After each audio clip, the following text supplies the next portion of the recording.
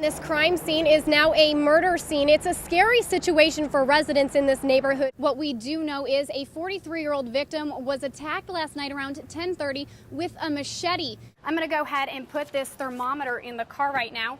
Right now it says it's about 100 degrees. We're going to go ahead and check that in a little bit to see just how hot it can get inside these cars. People in this neighborhood weren't talking much earlier today, but now we've actually found the victim himself. You can still see the remains of the old LPS district office here on O Street. Crews are actually still out here right now. They have also not yet located the murder weapon. They are first waiting on a search warrant.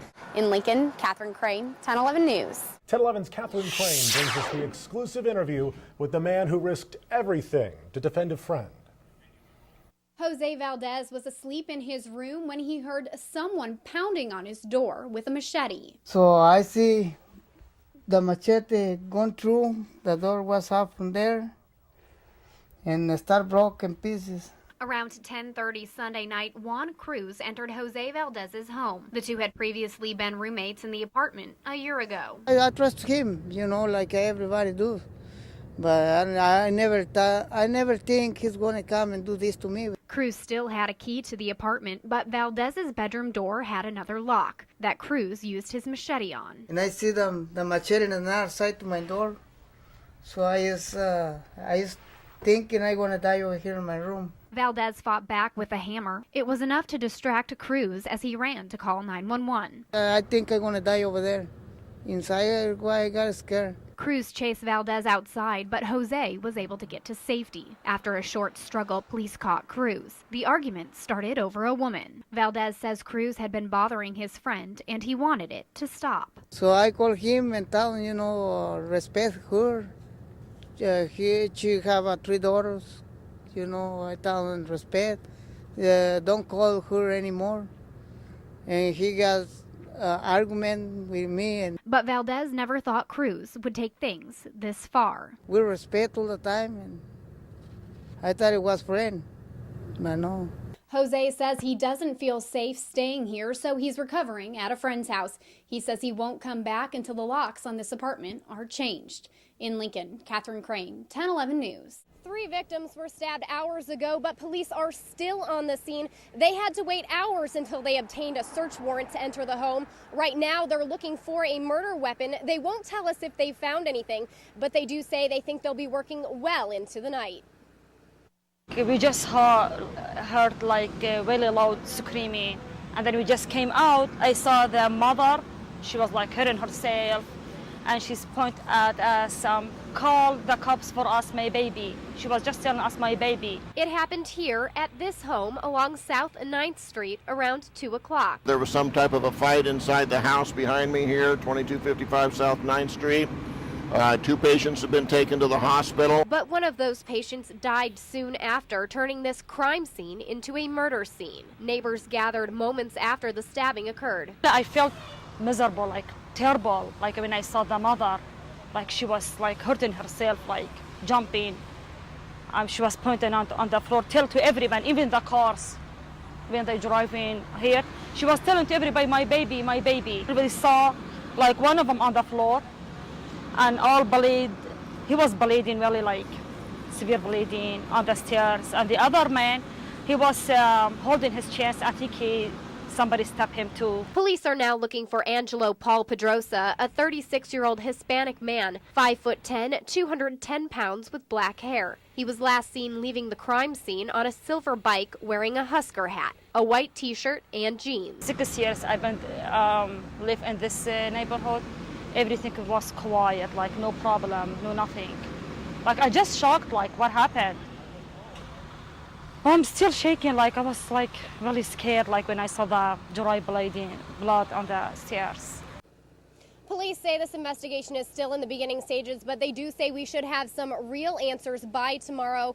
LPD does believe that this is an isolated incident between the people involved, and they say the rest of this neighborhood is safe tonight. A routine trip to the post office turned up a Christmas surprise for one lucky family, and they say they feel very blessed.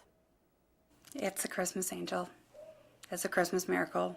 And it came by way of the USPS. 3 large packages with no return address, which that was strange. Casey Steffensmeyer brought the boxes home. And when I opened them, they were full of Christmas presents for my 3 kids. And I cried as there was no letter, no names of who it was from. Without these gifts from their secret Santa, this Christmas wouldn't be the same. My health is very, very poor. Our medical bills are astronomical, and it's been a very, very tough year financially, and Christmas was going to be very tight this year. And whoever it is, I wish I could give him a big hug and thank him personally.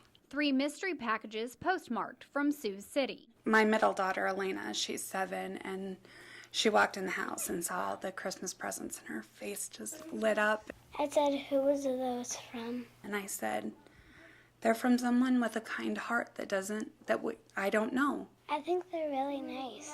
I said, it is amazing. And I said, you know why it's amazing? And she said, yeah, because Christmas is about giving. On top of the store-bought gifts, the Steffenmeyer kids will each get one very special present. Someone took the time to make each one of my kids a handmade quilt. And that's something that you can't buy in a store. That's something that they can have forever and hold and treasure and will never, ever forget this Christmas. Now the kids will be waiting to open those presents until Christmas morning. And Vanessa, they really have no idea who did this and made it such a special Christmas to remember. They don't know anyone in Sioux City, but they sure would like to say thank you to whoever it may be. Here's 1011's Catherine Crane with this special report. Remember last year when lawmakers amended the Election Act? Don't think so? It didn't get much attention. Senator Avery says that's part of the problem. When it comes to inalienable rights, Jim Jenkins is ready to defend his. Well, the law prevents competition. A law passed last year says a person who wants to run for office can't change parties within the calendar year of that election. That's a problem for Jenkins, who tried to switch from Democrat to Independent January 10th. Why we would restrict the participation of citizens in our democratic system is beyond me. It's just patently unfair. I think it's, without sounding over the top, it's un-American. And he's not the only one who disagrees with the law. It's unconstitutional, and I think Jim Jenkins ought to challenge it in the courts, and he would win. Senator Bill Avery says states can restrict access to the ballot, but only if there's a good reason. And I asked Senator Nelson several times on the microphone, what is the compelling state interest for this amendment? And he never was able to answer that. No, I don't believe it was unconstitutional, and I can recall that Senator Avery suggested that it might be, and also it was suggested from the Secretary of State. So what I did was go to the Attorney General and get an informal opinion from the Attorney General's office, and they said there were no constitutional problems with that. During the bill's hearing in February of 2011, Neil Erickson, representing the Secretary of State, said, quote, "Actually, I believe this is probably unconstitutional. I think it probably violates freedom of association." But not one member of the committee asked any questions in response to that allegation. Senator John Nelson says the law is designed to protect the democratic process. It's a matter of elemental unfairness as far as we're concerned. We have the primary process. It's a weeding out process. It gives everybody a chance to see all the candidates. Nelson says this law prohibits candidates from bypassing the primary, but Avery doesn't see it that way. Voters must have the opportunity. It is their right to vote for the candidate of their choice. And when the state puts obstacles in the way of candidates appearing on the ballot, then the state is running very, very close to violating the Constitution. This is some politician somewhere deciding that they don't want competition, and they're going to prevent people in the election year from getting in and running against them. Protecting themselves, Jenkins says, at the expense of the people. I think there's some infringement there, yes, but you have to have guidelines and rules. That's what this process is all about. We're not perfect, and the legislative process is imperfect in times, and sometimes we make mistakes. I thought we made one that day. A mistake Jim Jenkins says he's working to fix with sympathetic senators. However, repealing the law won't change anything in time for this election. Catherine Crane, 1011 News.